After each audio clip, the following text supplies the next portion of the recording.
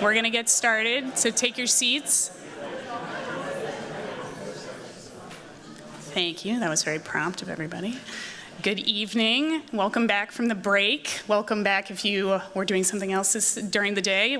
I'm Nina Chase. I'm the co-chair of the GSD Alumni Council with Sameh Wahba. I'm an MLA 2 grad from 2012, and I'm the co-founder of Merit Chase. We're a landscape architecture practice in Pittsburgh, Pennsylvania. Welcome to our Alumni Award ceremony. We're very excited to be here. We're delighted to see so many familiar faces, new friends, old friends here tonight. And I think a lot about the word friends. When I was first starting as co-chair, we had a dinner, and Abby Turin, who's on the Dean's Leadership Council, I was explaining to her what the Alumni Council does, which many of you have been hearing about for the intros of the education sessions earlier today. And she said, "Oh, so you make friends."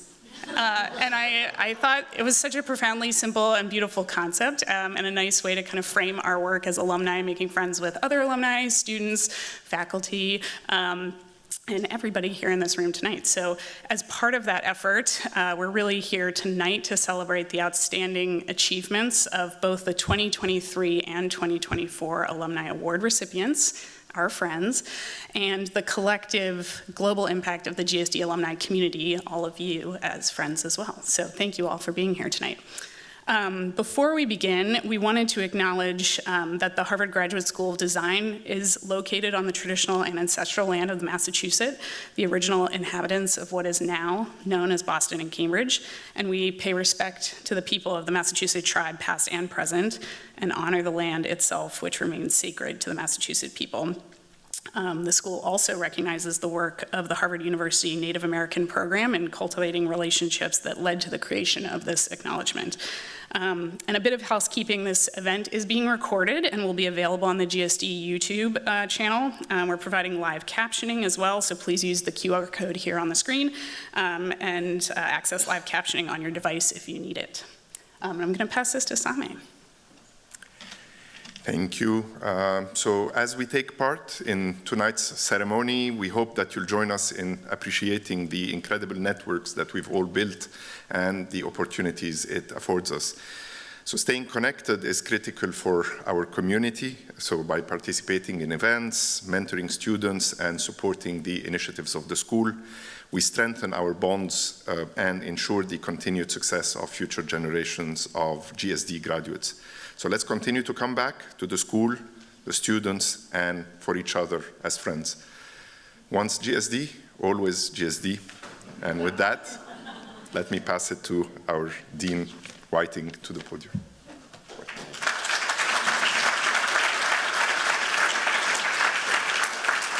Hi, everyone, and thank you, Nina and Sameh, for leading the Alumni Council and for your partnership with the school, with the Alumni Council, and with me. I want to thank the entire Alumni Council, which is all the people with the neon green name tags. And so could all the Alumni Council members please stand up for a minute? This is also a little exercise moment.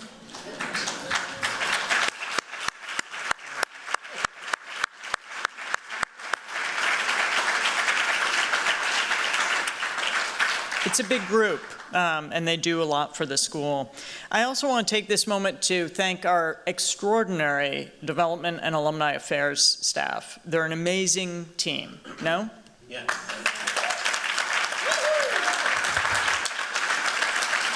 They are responsible for this entire comeback reunion. As our provost, John Manning, said to me yesterday when he was at the Beer and Dogs, he said, "Look at this. How awesome."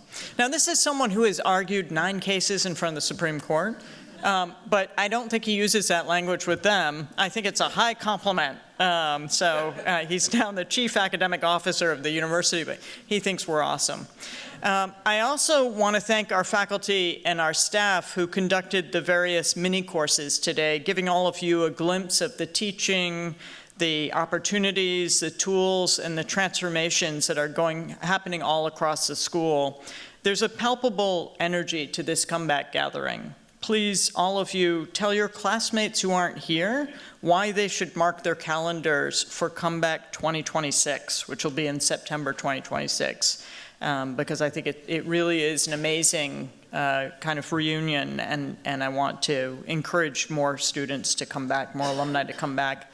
So what's so valuable about this comeback model is recognizing that the value of the GSD lies in its provocative and unpredictable interdisciplinarity, which seems to have no bounds. It produces ever new projects and collaborations every year, both by our students and by our alumni.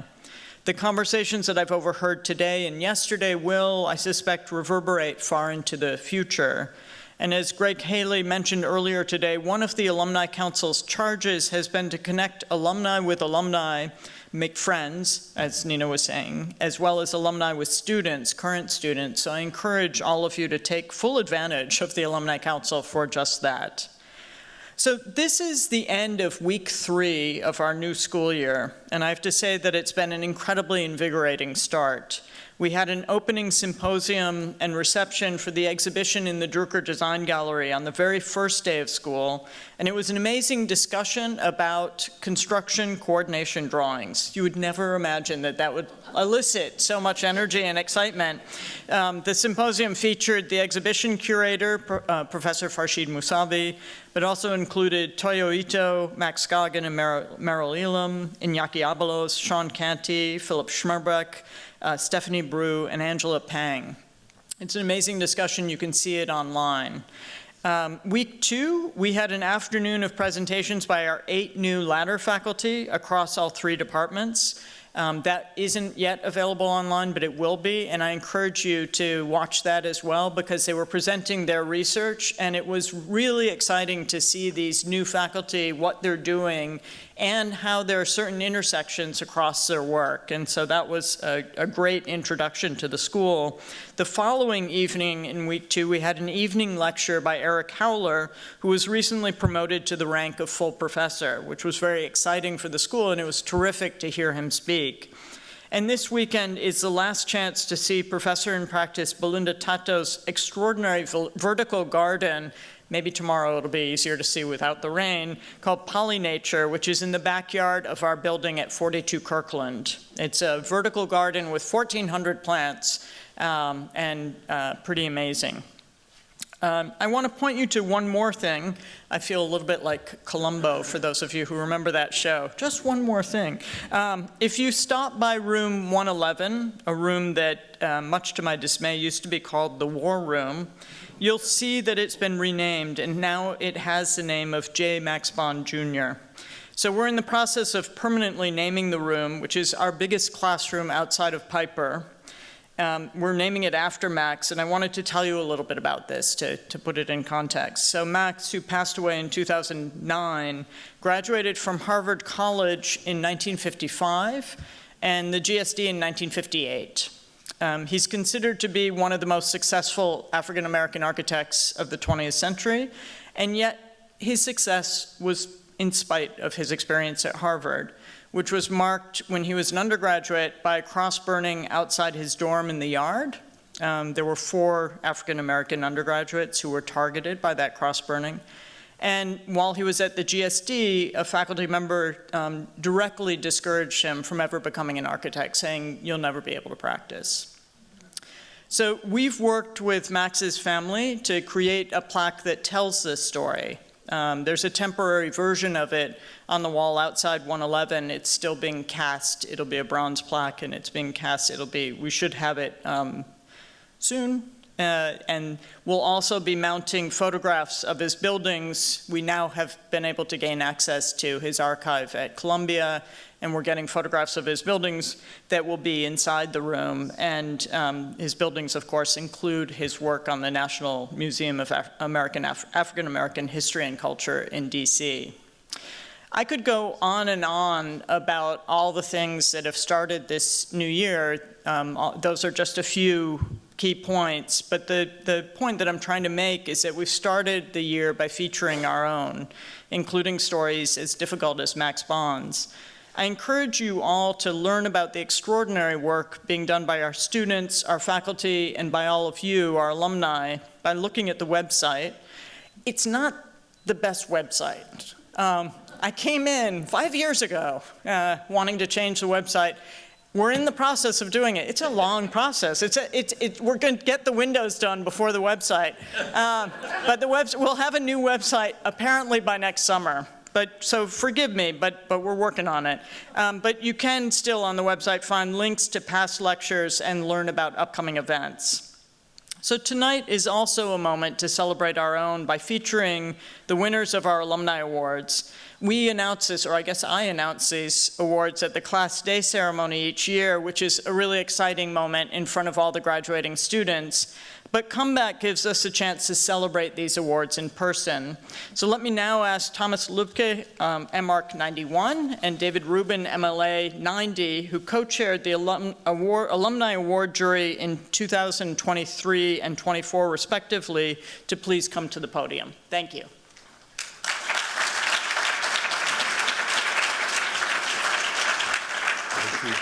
All right. Well, great to be here. This is a exciting thing. Since 2021, the GSD Alumni Award has been a significant honor that recognizes the remarkable achievements of our alumni who demonstrate outstanding design leadership in their communities. In 2017, I began a process of engagement with the council to develop an award program to celebrate this wide range of achievements of our alumni, and it is an honor to have been part of bringing this award into reality. I'd like to recognize all the members of the council who actually worked so hard. I want to particular call out to Christina Wu, who served as the second award chair, and everybody who worked so hard to achieve this. So it's been a great passage. So each year we have a selection committee composed of GSD Alumni Council members who carefully review the nominations that come in, identifying individuals with diverse talents and leadership that provide prospective students, current GSD students, and recent graduates alike with a diverse range of leaders to inspire and help shape their own professional journeys. So this is an open process, and we encourage everybody to submit a nomination for a deserving alum or even a self-nomination. The 2025 award cycle will be opening in the weeks to come. So, David. Thank you, Tom. Good evening, everyone. We are honored to have the 2023 and 2024 award winners and their families with us this evening. Unfortunately, Shaun, Donovan, and Ron Ostberg could not join us this evening, but we would like to recognize them as well. Shaun Donovan, AB 87, MPA 95, MArc 95. This man was busy. Shaun earned his master's in architecture in 1995 and spent the last 30 years in public service, focused on building opportunity and fighting for people and communities too often left behind. After a mayoral bid in New York City, he became the Ford Foundation Senior Fellow in 2022 and holds various trustee and advisory roles in organizations focused on urban planning, the unhomed, and food insecurity. C. Ronald Ostberg, MArc 68. After graduating from the GSD in 1968, Ron worked as a Peace Corps volunteer in Colombia and later worked on King Khalid Military City in Saudi Arabia before joining the Stubbins Association in 1984, where he contributed to the projects like the Indiana Historical Society and the Yokohama Landmark Tower. In retirement, he actively volunteered, serving on various boards, including the Massachusetts Designer Selection Board, GSD Alumni Council, and the Harvard Alumni Association. Tom? Thanks. Well, we'd like to share our gratitude for the families of Bill Johnson and Harry Robinson, who are here with us. These are award winners who and their family members are here with us in their stead. Is especially profound since Bill Johnson passed away earlier this month. Please join us in welcoming Bill's grandson, Andrew Johnson, and Harry's daughter, Erin Robinson, to the podium as they give their prepared remarks. Come on up.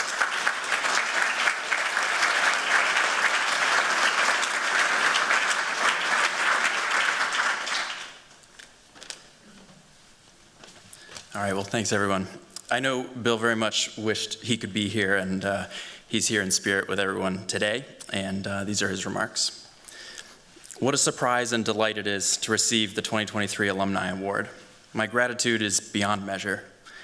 Thank you for giving me a few moments to share some reflections. In sum, the GSD experience enlarged my life.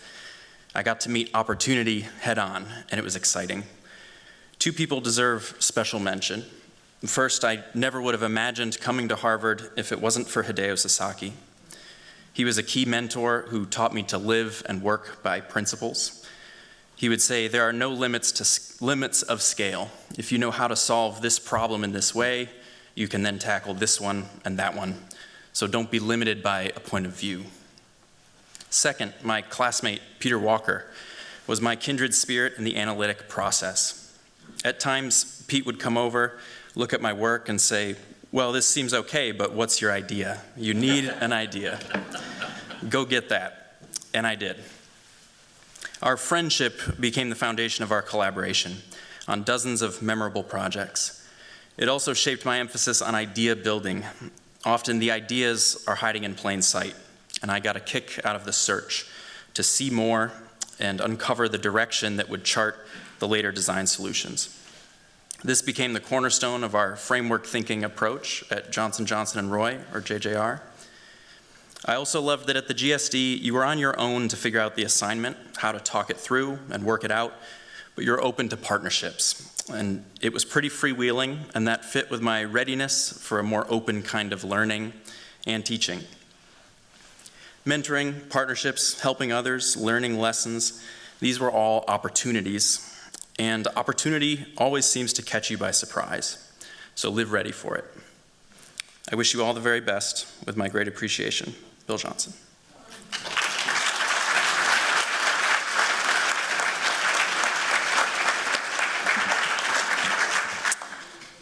Good evening. I'm Erin Robinson, the daughter of Harry Robinson, otherwise known as the architect's daughter. I did wear his little bow tie tonight because that has been his steez, and I know that he wishes that he could be here. He's going through some challenges right now, but I said he always likes to get an award, so this is very exciting for the whole family. I just want to also, my condolences to you and your family to start off here. And just grateful, and a grateful thank you to the Harvard GSD for recognizing and honoring my father's creative and brilliant legacy. My father's architectural passion has spanned for over 6 decades, and his talent has never ceased to amaze me. He told me last week that his time at Harvard was central to his success. And I have to say, coming here, driving into Cambridge the other day, I was trying to close my eyes and just see him as this young guy forging his future. And it's been an incredible journey. His years as the Dean of Architecture at Howard University definitely shined a design path for many, including myself. There has been the utmost joy when I randomly come in contact with one of his past students and get to hear about the impact he has had on their journey into the architecture or other creative fields. And I have to say, it's been really exciting running to some of his colleagues and friends here tonight. I've already sent him videos so that he gets to feel like he's actually here as well. I'd like to also express a special thank you to Hazel Edwards for sharing my father's story to be recognized for this award. And I look forward to sharing tonight's joy with him. Thank you so much again for this. I appreciate it.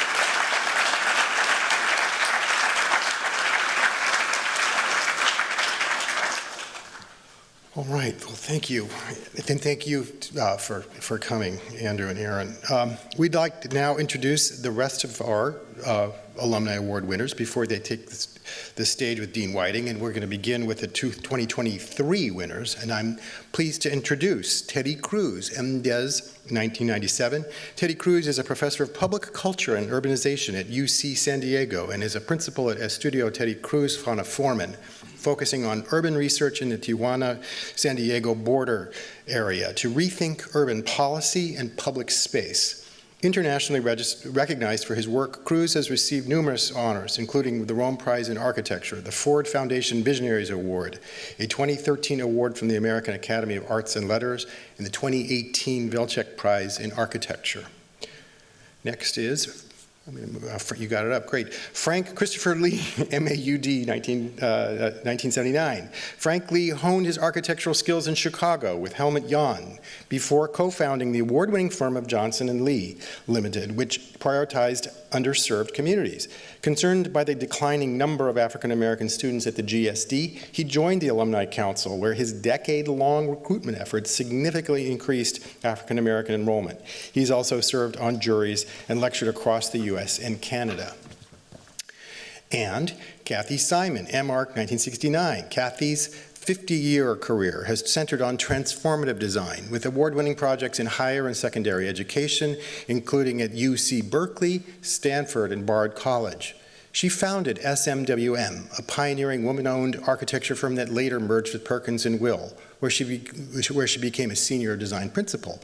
A fellow of the AIA since 1986, Cathy has also taught architecture at Stanford and UC Berkeley, and she served as the chair of the GSD Alumni Council.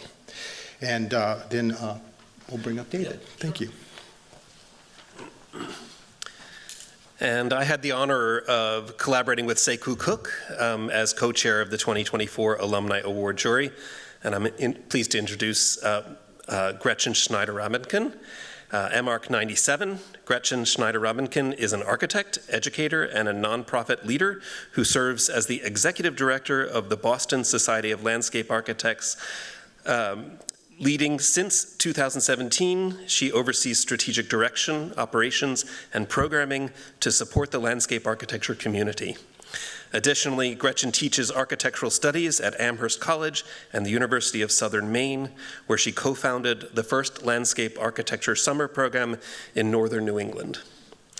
And Calvin Tsao, MArch 79. Calvin is a distinguished contemporary architect known for integrating various art forms into his work, earning accolades such as the 2022 AIA New York Medal of Honor and the 2009 Cooper Hewitt National Design Award. A fellow of the AIA and former faculty at prominent institution, Calvin serves as board chair of the American Academy in Rome and president emeritus of the Architectural League of New York. Through the Tsao Family Foundation, he has supported educational and artistic initiatives, including endowing the real estate practicum at Harvard GSD and a residency for Asian artists at the American Academy in Rome. With that, I would like to invite Dean Whiting, Teddy, Frank, Gretchen, Cathy, and Calvin. Please take the stage.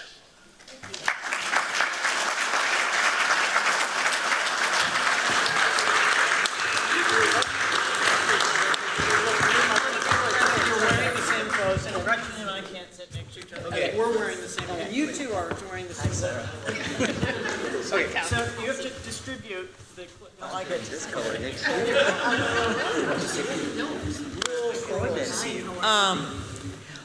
Yeah, so have we distributed? Yeah, we've distributed the red and white scarves and the blue attire. We look great. Congratulations to all of you. You're an illustrious group, and I look forward to, we have a short session to be able to talk amongst each other on the stage. I want to start off with a kind of softball question, I hope, that really sort of, I want to know, how did your GSD education, obviously my focus, position you to lead positive change in your communities or in your profession?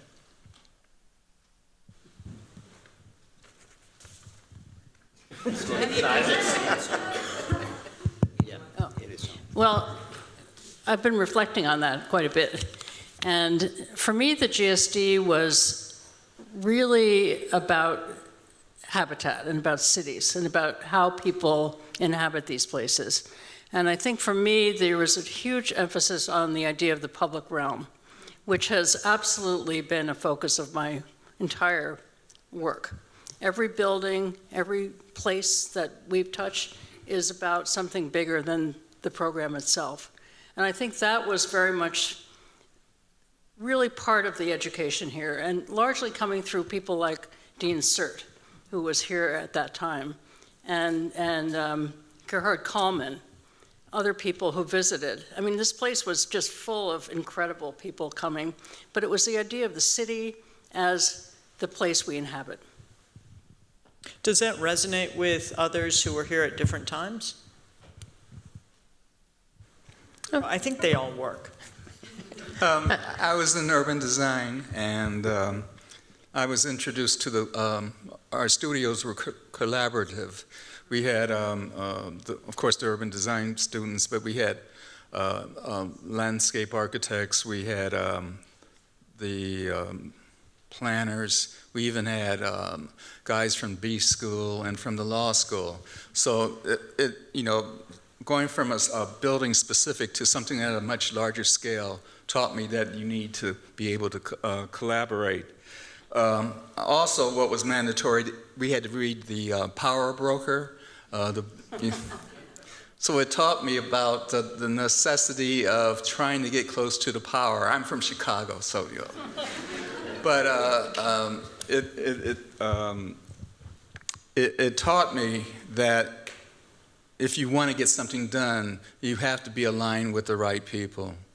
And you don't know where power is or where it is. An old politician in City Hall told me, boy, you think it's the building commissioner. The power in this department is the receptionist. And it was true. So I think as far as GSD and what I got out of it was I was forced to acknowledge that it's not an act by an individual. A project, a successful project, is an act by many. You just have to align yourself with the right folks. Well, that kind of resonates with me. I must say that I came in a time where the school was kind of divided in the mid-70s. There was a modernist, you know, and then there's entering the historicist, which eventually became postmodern, which is a whole different kettle of fish. But then at that time, you truly believed that we should introduce the long, you know, the long arc of history as well as the 20th century. But what is interesting for me is it told me that there's no one truth to things. Because the faculty was fighting, you know, there was a lot of fighting, arguing, and who was right. And I realized that they're both right. And they're both wrong in some ways. So I guess the moral lessons, it really taught me to think on my own by having a lot of judgment imposed on me. But, you know, well-intentioned and sincere. And it taught me about education and what it means. It taught me what teaching, what the act of teaching is about. And that lasts to this day. Yeah, these things absolutely resonate. I mean, one is the interconnectedness of these disciplines.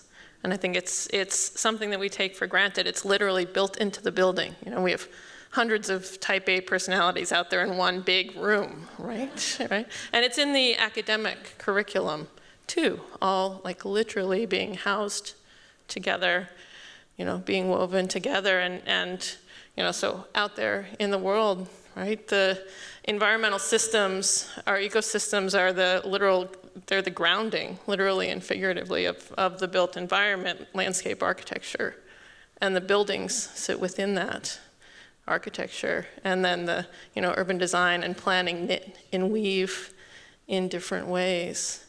And, you know, I've had the great pleasure of being able to like work through that in different ways throughout my career, but I think that's very much within this school and special to this school too, right? Not every program is like that. And then the other piece is the community, for sure, you know. I mean, I had the great joy of being part of, you know, the MArc1 class of '97. When we were in those final weeks of thesis, Erica Jimian, wherever he is, would, you know, put down the May line. We still use May lines at midnight and walk around and tap each other on the back. Good job, good job, good job, right? And that spirit, you know, that we are each other's perhaps fiercest critics, you know, and we challenge each other, and yet we're also confidants and friends and moving, this work forward together. And that's really, really important. I was student forum president when I was here, and I'm like, I've made a job out of it. Yes, and thank you, Sarah, and everybody who worked in the selection, and it's so great to be back. It's a great honor. I came in the mid-90s in a program called MDes. I don't know if you are aware of it, but it was fantastic because I didn't necessarily wanted to, come to the design studio. I was sort of mid-career, if I may call it, I don't know, back in San Diego, but I needed to come back to immerse in a period of theory and critical thinking, and precisely in this room, one of the most transformative, moments, and many of them. I remember Michael Hayes, my favorite course of theory, introducing me, I don't know if we'll sound anachronistic here, but to Marxist, urban architectural spatial theory, which amounts to a kind of critical stance somehow, to be critical of the institutional mechanisms, really, that ultimately are responsible for producing the global crisis. And many instances, the beautiful revelation, which is obvious and maybe hopefully common sense, that throughout history, the avant-garde has always sought to link art and life. By that I mean closing the gap between artistic experimentation and social responsibility, and gathering all those tools. Yes, not necessarily through the design studio, but I think through multiple references that really prompted me to come back to the border region, one of the most contested geographies of conflict in the world, to transform my practice. And it is there where I met Fona Foreman, my partner, who is a political theorist herself, in linking really political thought and spatial practice. And from there, I think, a very, very unique approach, I think, to research-based engagement emerged, that has really now taken so much traction, and in a sense, culminating years later in now building one of the largest refugee shelter in the border region. So I have to admit that I'm a little bit put to shame by this group, because I didn't come here. I chose to go to another school, in part because the reputation of the GSD was people just care about being the single person, mega ego, single person doing a single project. And so all that you're saying is beautiful to hear. I have to admit that it wasn't making its way to my ears when I was applying to school.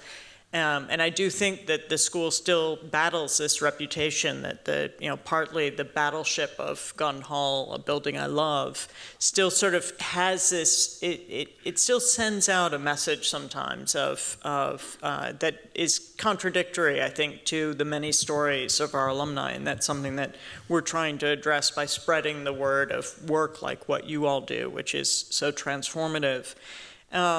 But you all have had impacts on various communities and various scales, and done incredibly important work. This question maybe points to the future. So you've addressed many issues, whether it's the border or whether it's the communities in Chicago. There are big crises facing our students today. I mean, I find the idea of being a student today is daunting. The ecological crises, the economic crises, political crises, social crises. It's a very tough moment in the world. How do you see practice addressing these specific issues going forward? So especially you as a group that's been so successful in addressing difficult issues already in your own careers. But what do you see as the possibilities for practice addressing some of the issues that face us today? Hey, I didn't say it was going to be easy. Well, in a sense, Cathy, yes. In a sense, precisely, it is the fact that the conditions themselves that produce a crisis should become the materials for design. And in a sense, for us, at least, meaning my partner Fona and I, in reshaping our approach, often look at conflict, crisis itself, as a fertile ground from which to really produce and propose, ways of moving forward, often requiring the detours to really address particular processes. So designing for us is not necessarily focusing on an object or an artifact, but really the opening of the idea that architects can also contribute to the designing of process, civic, political, economic, in collaboration with communities in the front lines of those crises.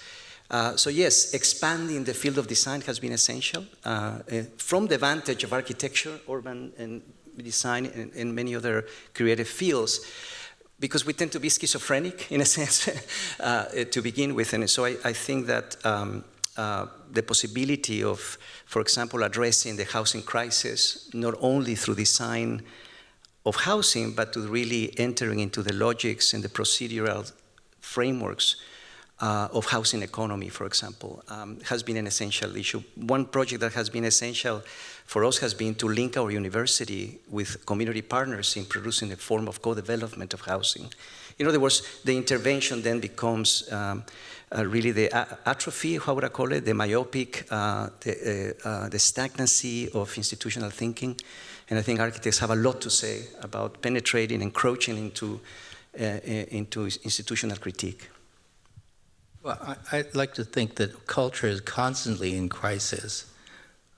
It was in crisis when we're now students. I think what is apparent now, this crisis, these crises have faces now. And we probably contribute to the crises by not recognizing them early enough. And at this point in my career, guilty as charged, even though I thought I was solving problems, but I wasn't looking in the right places. And now it's crystal clear. So in some ways, I feel that rather than thinking that I was dumping these problems on the next generation, which we kind of did, they have the opportunity now to invest their life if we can encourage them, inspire them now or as soon as we can. To that extent, I'm closing my office because I don't think I can contribute anymore. And sometimes it's good to know when to stop, I think. These challenges are way too big for a practice that's been plugging along.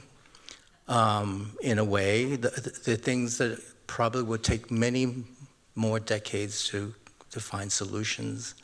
And so rather than adding to the problem, because truly all our partners or people who we serve are not ready to take the plunge, so inadvertently we will just be continuing this crisis by not being able to address them full on.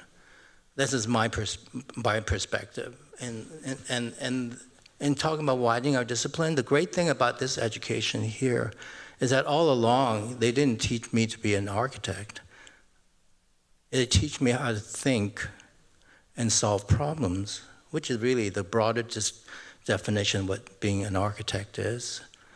Yeah, we need to know about materials and how to design, detail things, but that's just a piece of technology, craft that we need to do.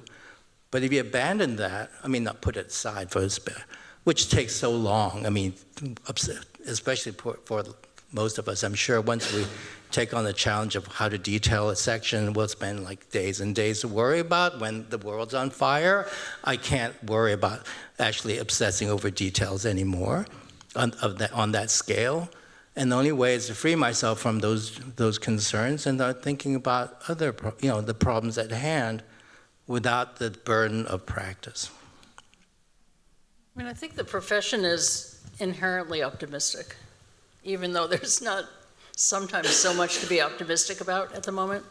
I think, the students who come here, people who came and worked in my office, they really believe in a future that's better. And so the school has a role in helping them figure out how to make it better. And that's what you do. That's what you live for here.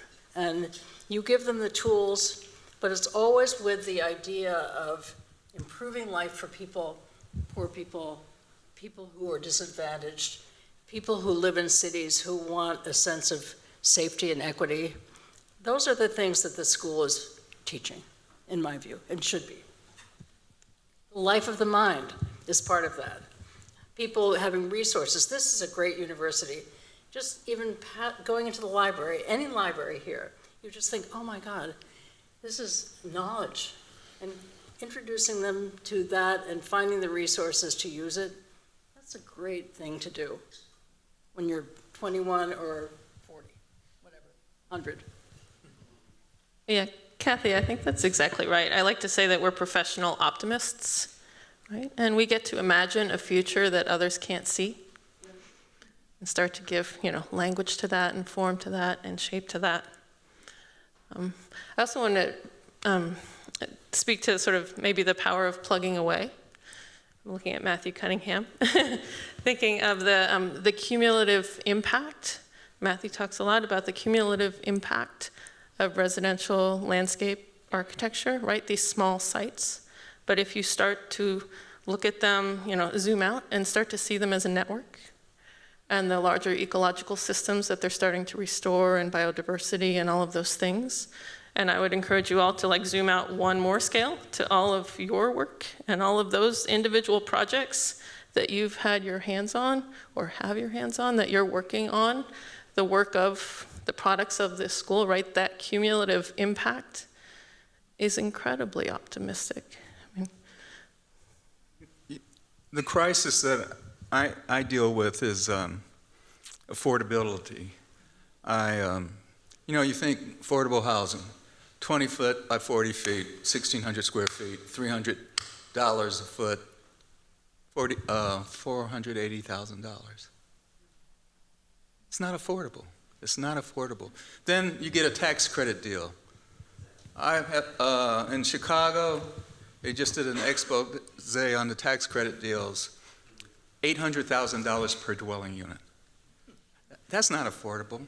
And what it teaches people that live in those units it encourages them not to try to buy property. And so you're sort of a slave to that type of economics. I always thought that a damn good architect is a good architect that works with a limited palette in a very small scale. You can really find out what you got if you got an architect that can deal with a real tight palette, a real small scale, and create a great environment for an individual. And so these people that live in these tax credit deals, they'll never own property.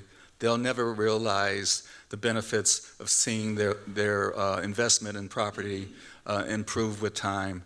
I'm truly worried about that because it seems like it's a hopeless cycle that plagues particularly my community a great deal. So that's my crisis then. No, I'll pick up on the optimism theme because I agree that we traffic in optimism. I think both architects do that and academics do that. Because academics, we're dealing with new generations who keep coming in, they keep looking younger and younger, but we inherently have to be optimistic about we are sort of working with the future. It's a great job. I love what we do here. And as architects or designers generally, you traffic in the future. I think, Gretchen, you're right. You're essentially envisioning things that people can't yet see. You're trying to help them see that. But Frank, you're absolutely right that there are these obstacles that seem, just fabrics that seem incredibly unfair and so hard to disentangle.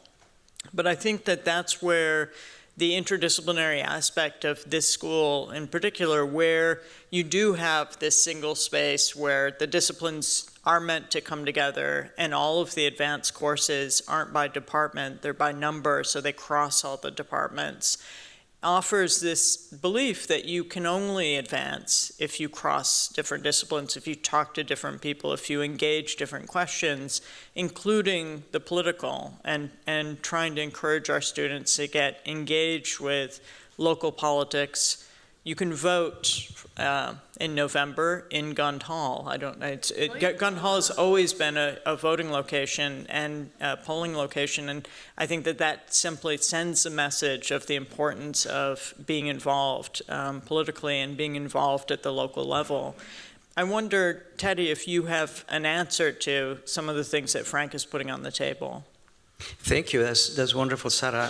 And in fact, I would call it pessimistic or optimism, always framed by a critical attitude against those structural frameworks that have perpetuated, in this case, inequality, or the idea that housing is just about a bunch of units per acre, and that affordability is just really about cheap units inscribed in a market economy that has never really understood how to safeguard the guarantees really for social justice.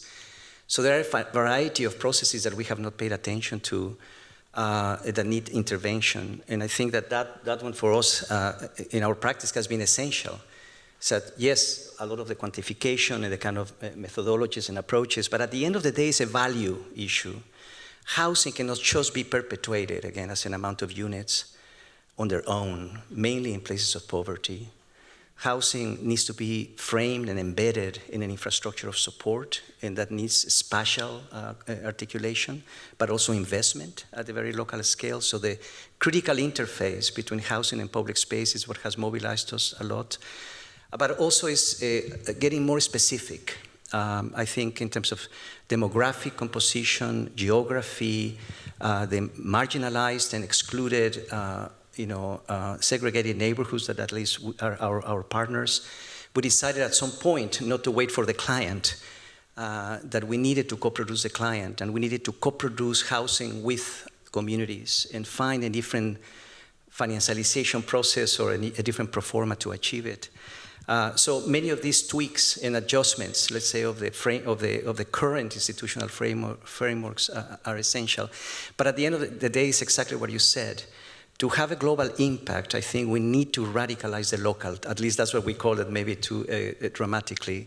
But to get specific about the particularities of the political, the socio-economic, and the environmental within, particularly urban borders and marginalized environments.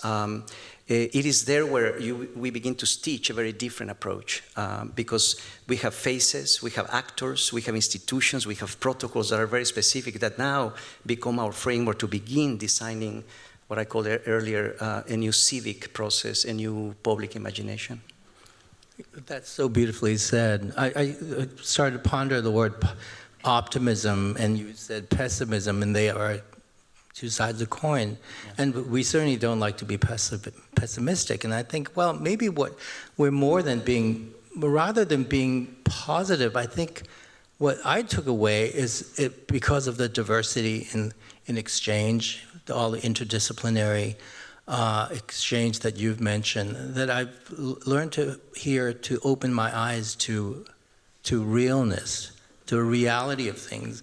And that brings clarity of what our mission is.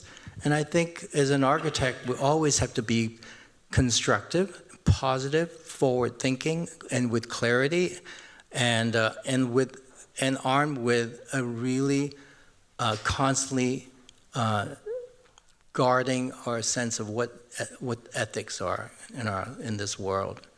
I think we do embody all of that in this place. Somehow, I think the magic of the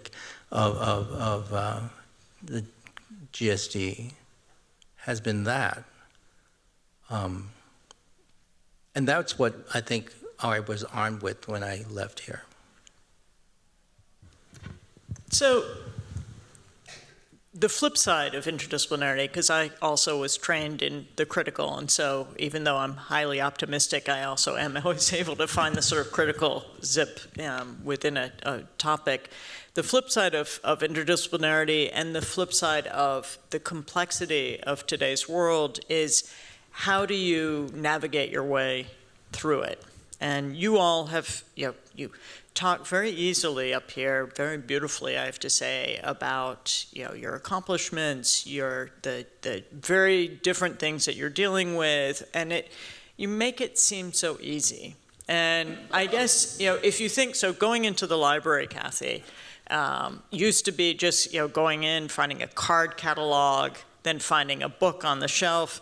Today, students have, the endless Google, endless hall to be distracted by. They have all of the complexities of the world constantly in front of them all the time in a way that, we had to turn on the nightly news or read the newspaper. And so what advice would you give our students on how to navigate through all the interdisciplinary stuff in front of us and complexities in front of us that are both exciting and daunting, and to be able to chart a course that has an impact like the impact that you've had? How would you advise them? How do you do it? Just kidding. Not telling. I think it's very challenging. It's very challenging. We have two grandkids, and they're growing up in a world that's completely unfamiliar to me in terms of what they have access to, how they play video games and things like that. And there's so much to learn in the school, and in some ways, teaching the students how to say, tune it out. Really, you're learning a set of skills. If nothing else, you're learning how to draw, how to think about space, how to make models and all those things. Even if you use a 3D printer, it's still forming space. It's about some of the things that are very, very universal about the profession. Learn those things. In the meantime, get off your phone. Have a conversation. No, leave your phone at the door. Really, these schools are saying, okay, you have to check your phone. Lo and behold, people are having conversations in the cafeteria. That's what the school is about, that discourse, and about that opportunity to talk and learn from each other. I think the idea of collaboration is so important. That's such an important part of the GSD for me. And anybody who doesn't think that going forward is going to be surprised when they get out in the world, because the whole world depends on that. And I think that was a great point you made. But tune it out, learn what you can learn. And I think they have to do that. And the school is so rigorous and difficult. You don't really have time to just be on your phone. I hope. It reminds me, I'm critical of the issue of interdisciplinarity when it is only about a round table and where everybody's just saying something from the vantage point of their silos. I think that interdisciplinarity depends on a mutual contamination kind of approach. When Fona Foreman, my partner, and I came together in our practice, Fona from social sciences, where can a political theorist really think spatially? Can an architect or an artist think more socially and politically, more ethically? And what does that mean? What kind of processes, protocols would have to, kind of reciprocal knowledges that are necessary, the dialogical processes, because it's true, it's about an in situ embodied conversation with other actors in the co-production of the city. So I think in that mutual exchange is to be there, is to be present in those places where that conversation can really begin to change.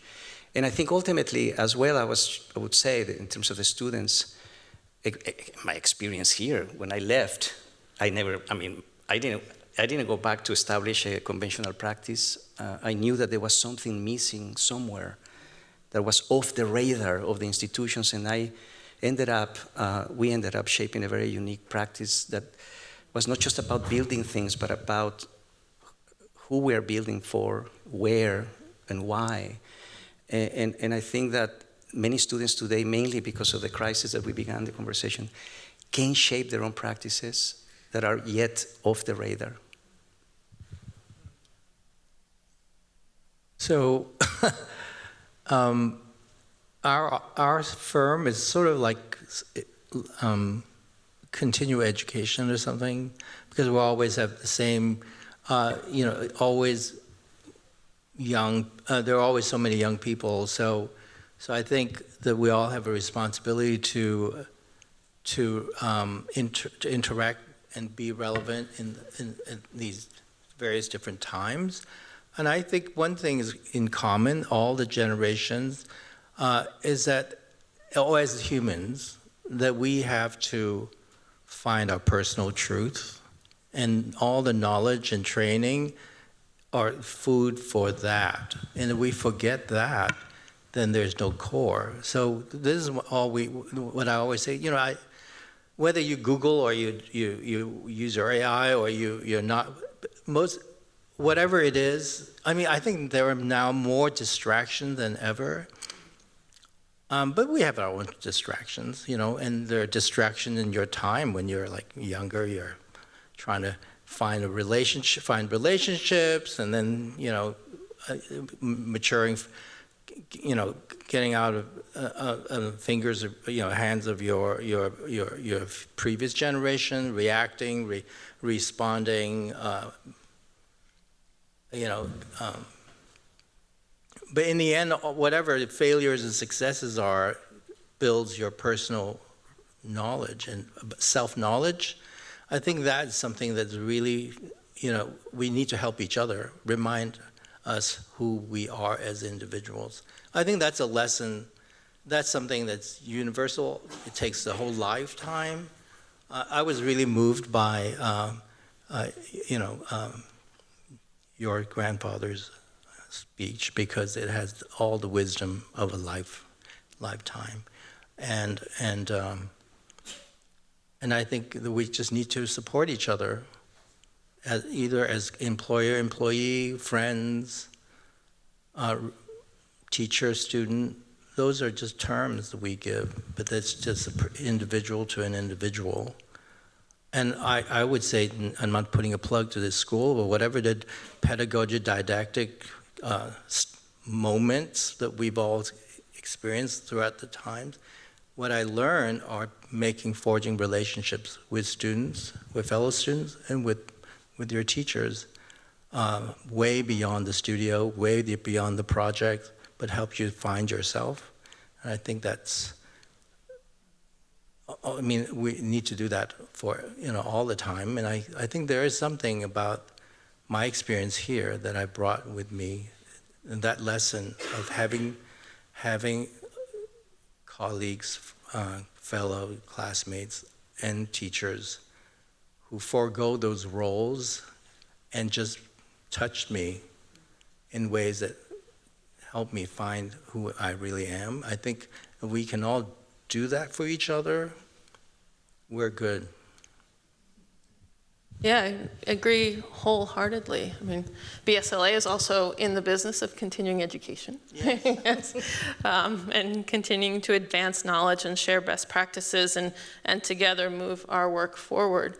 But even more than that, we're in the business of people, right? We are the Boston Society of Landscape Architects. We are people first. We are a community. And really, COVID really forced that, I think, to really, reflect on what is the core? And the core is this community of individuals, of practitioners, of folks of various stages of career, and trying to connect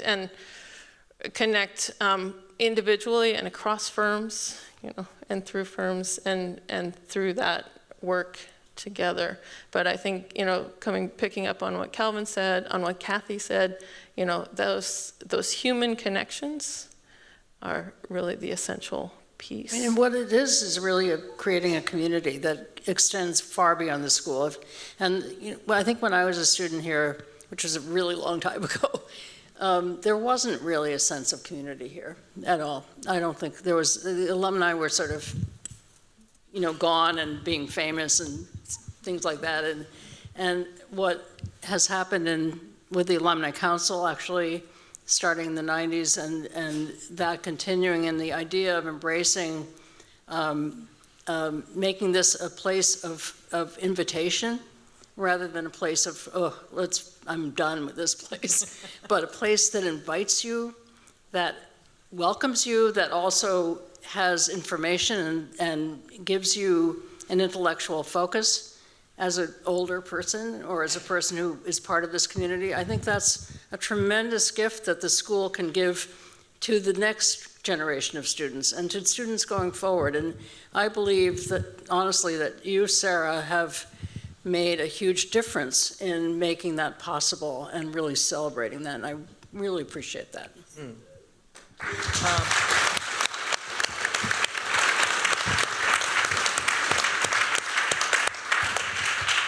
That was very nice, but I want to hear what Frank has to say.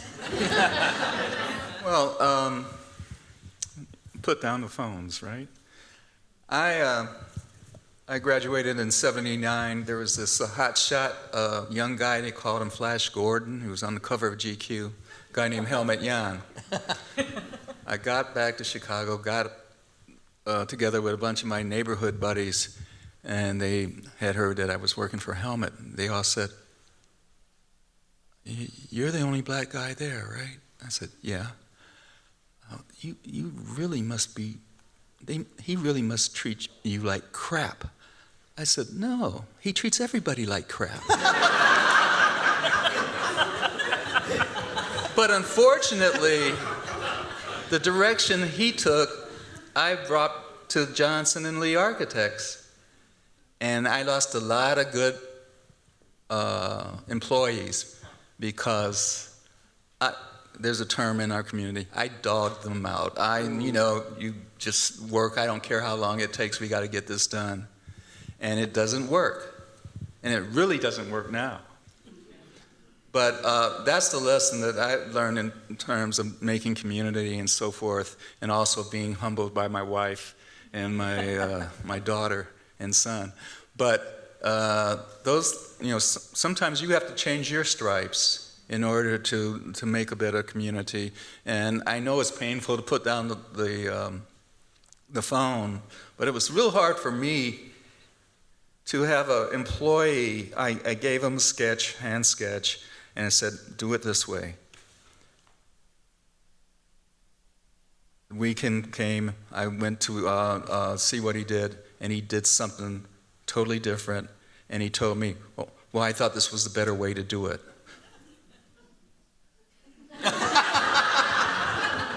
You would be proud of me. I didn't say anything. But it's a challenge because, all of us, we used to brag about how bad we got treated here. Moshe Safdie was looking at a critique of one of our projects, and the only thing he could say to us when we started to complain is sour grapes. So at this late point in my life, I realized that I do have to change my stripes. But it's, sometimes when you acknowledge the problem, that's half of the solution. Yeah. Very well put. I have to say, yes, that's very well.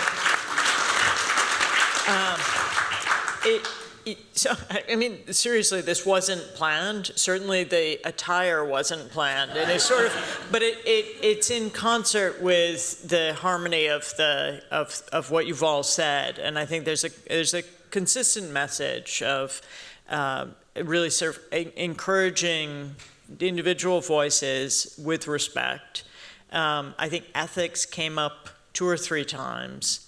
Optimism, I think, with some caveats, was put on the table. And I think there's a consistent message that I think is a very good one for the next generation, of also the value of being in person, speaking, having dialogue and conversation in person, which is something that we've seen, obviously I think everyone who has an office has seen this too, of the value of finally being back in person and encouraging the students to be back in the trays now that it's nice climate. They maybe will come back even more, but it has taken a while after COVID to bring everyone together again. But I will say that the student body is actually a community. They, for the last couple of years, have really struck me as being very supportive of one another. I don't know if they pat each other on the back, but they come to each other's reviews. They've been, there's a changed atmosphere among the students, and as they come back, and I think reminding them of the importance of conversation, that's what you learn here, critical thinking, individual thinking, is part of what we're trying to do. So thank you for modeling that so well for the next generation. Congratulations again on very well-deserved awards. I know many of you individually, and it's a real honor to see this happen with you. A real delight for me. Let's all go celebrate over dinner. I think it's in the porticos or back in the tent? In the tent. Back in the tent we go. And congratulations and onward.